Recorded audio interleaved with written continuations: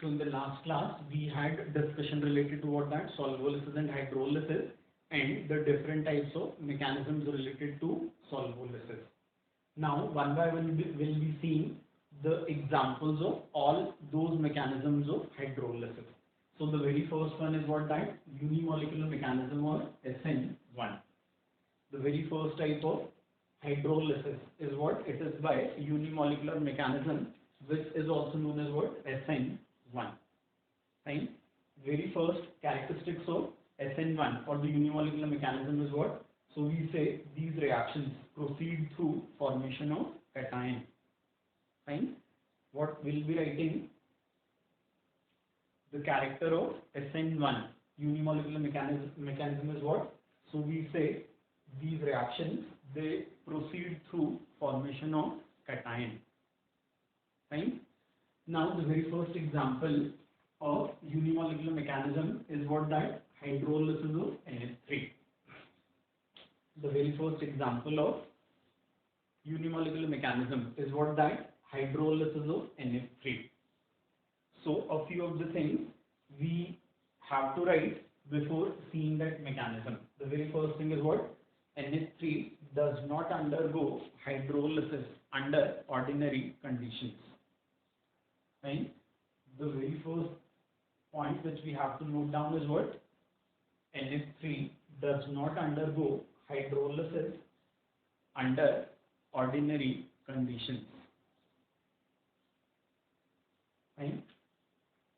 Now we have to understand the reasons why this does not undergo hydrolysis under ordinary conditions. How we define hydrolysis as? It is what? A nucleophilic substitution reaction where water molecules, they are functioning as nucleophiles. So when we analyze the structure of NH3, so what we find at the central atom nitrogen, there is presence of lone pair. Right? And second is what? Nitrogen is a second paired element and hence it does not contain vacant orbital. Right? So vacant orbital is not present at nitrogen, the central atom, as well as it was containing what? Lone pair on it. Is it fine? So water in the form of nucleophile, it cannot take over this nitrogen. Okay. Now at times the mechanism of hydrolysis in the due course will see that at times the water nucleophile, it attacks at the side atom. Okay. But here when we see the side atom, it is what? It is fluorine. And this fluorine is having what? Partial negative charge over it, as it is more electronegative than nitrogen. And each individual fluorine atom, this was containing what? 3 lone pairs each. Fine. So at atom of fluorine, there was what? Partial negative charge due to its greater electronegative nature than nitrogen. And second is what? So we say each fluorine atom, this contains what? 3 lone pairs each. And third one is what? So we say fluorine again is a second paired element. So this does not contain what? Vacant d orbitals in it. Fine. So water in the form of nucleophile, it just cannot take over NH3, neither at nitrogen nor at fluorine. Okay. So under ordinary conditions, NH3, it does not undergo hydrolysis. Fine. Now if NH3, that is strongly heated with water. Okay. If NH3, that is what? Strongly heated with water. Right? So this we call what? Drastic conditions. Under drastic conditions, it undergoes hydrolysis. Right? So on strong heating, this molecule of NH3, this gets broken into what? S negative and NH2 positive. Right? Under drastic conditions, what it happens? The molecule of NH3, it is being broken into what? S negative and NH2 positive. This is what? The cation, what we have said about SN1 reactions, that these proceed through cation formation. So NH3, it breaks heterolytically into what? This anion in this cation. Fine. After formation of this cation, now this nitrogen is left with one vacant orbital.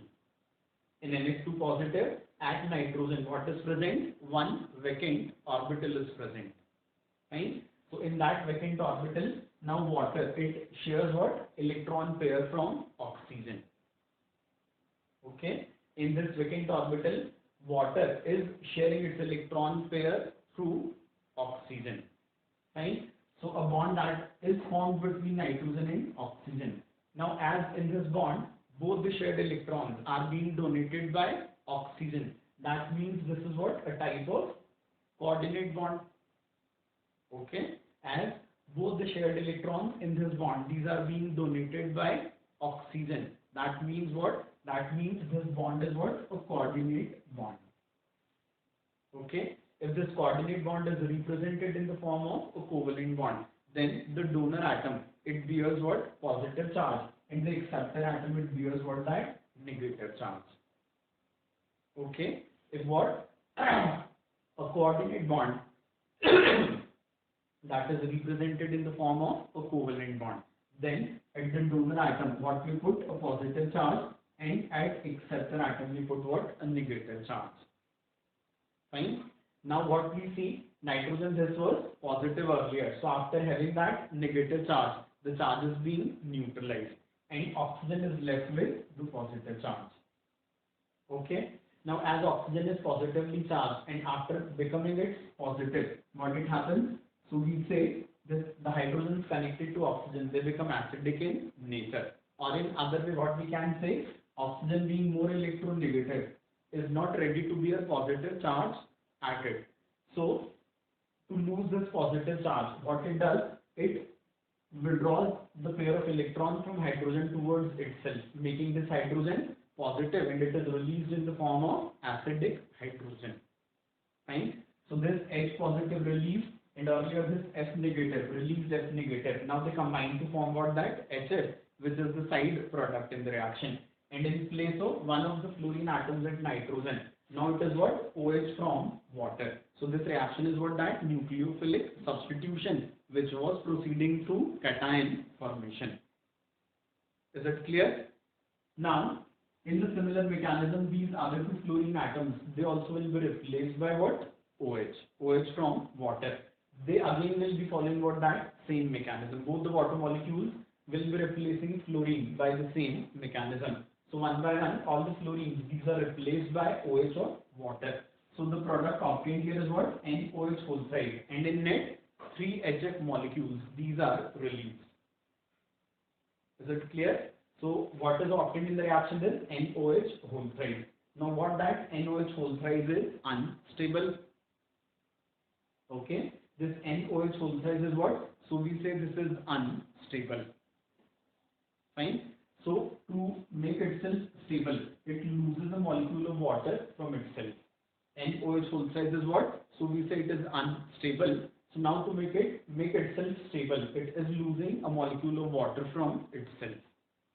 Fine. So after the loss of molecule of water from NOH whole size, what you see? HNO2 will be the product. After the loss of water from NOH whole size, what is obtained? HNO2. Is it okay? Now HNO2 is being formed under what? Drastic conditions. So HNO2, that also is unstable. So from 2 molecules of HNO2, here it is written 2 molecules of HNO2. What it happens? OH from one and H from another. H2O is lost and finally N2O3 is obtained. Okay? HNO2, that also is unstable under the conditions of reactions, which were drastic conditions. Fine? So HNO2 after its formation cannot maintain itself. Okay. So it is losing what? Water molecule from 2 molecules of it, forming N2O3 as the final product in the reaction. Is it clear? So this mechanism of hydrolysis, this we call what? That SN1 mechanism. Clear? Now the second example is what? That hydrolysis of CCl4. Hydrolysis of CCl4, that again is not taking place under ordinary conditions. Right? CCl4 hydrolysis, this again does not take place under ordinary conditions. Now this was not expected. Here what we were expecting, as carbon is electron deficient. As carbon is electron deficient and is not containing any lone pair over it. So the molecule of water, it cannot take over this electron deficient carbon. Right? So CCl4 was expected to undergo hydrolysis directly. But here again what we are saying, under ordinary conditions CCl4 also does not undergo hydrolysis. right? So reasons for that are what? So we say carbon is what, a second period element, and hence it is a smaller atom. And now at this smaller atom, 4 chlorine atoms which are quite large in size, these are present, right? So it is quite difficult for water molecule to penetrate up to carbon crossing these 4 chlorine atoms, right? And scientifically this we call what, that steric hindrance. So these 4 chlorine atoms, they are offering what, a large steric hindrance, and that is why a poor nucleophilic water, it cannot penetrate up to electron deficient carbon. Is it fine? So a water molecule is not reaching up to the carbon, that is because of steric hindrance offered by 4 chlorine atoms. Clear? Now what we can say, okay, that's fine. If water is not reaching up to the carbon, no problem. But the side atom chlorine, this time it contains what? Vacant d orbitals, being a third period member. So water, why it cannot attain the vacant d orbital of chlorine? So for this, what reason we can give? Chlorine is what, more electronegative than carbon, and hence in carbon chlorine bond, this will be pulling electrons towards itself, and thereby making itself what, partially negative, right? Chlorine, though it was containing what, vacant orbitals in it, so it was expected that the molecule of water in the form of nucleophile should take over the vacant d orbitals of chlorine. But here again this is not happening, and this is because of what? So we say in carbon chlorine bond, chlorine being more electronegative will be pulling electrons towards itself, and by pulling electrons, chlorine has acquired what? Partial negative charge over it. Is it fine? Now as chlorine, it has acquired what? Partial negative charge over it. So the nucleophilic water, that also was what? The oxygen end of it is partial negative. So there will be repulsion between the two negatively charged species, and hence water, it cannot donate its electron pair in vacant d orbital of chlorine. It is due to what? So we say it is repulsion between C partial negative and Cl partial negative and O partial negative, right? So these repulsions are not letting water molecule to share its electron pair in vacant d orbital of chlorine. So because of this reason, CCl4 again does not undergo hydrolysis under ordinary conditions. Fine. Now the mechanism of CCl4 hydrolysis, this also will be the same, SN1. Fine. And SN1 mechanism, it is characterized by what? Formation of a cation. So when CCl4, it is strongly heated with water, what is obtained? Cl negative and CCl3 positive. After formation of CCl3 positive, carbon is with what? A vacant orbital. Right? When the heterolytic bond fission is observed in CCl4, so what is obtained? So we said it is Cl negative and CCl3 positive. This CCl3 positive, it contains what? A vacant orbital in it. Fine? If it is containing that vacant orbital, so now it becomes easy for water molecule to share its electron pair with what? That electron deficient, or the carbon which contains that vacant orbital. Again, the bond formed between carbon and oxygen is going to be what? A coordinate bond, as both the shared electrons are being donated from oxygen.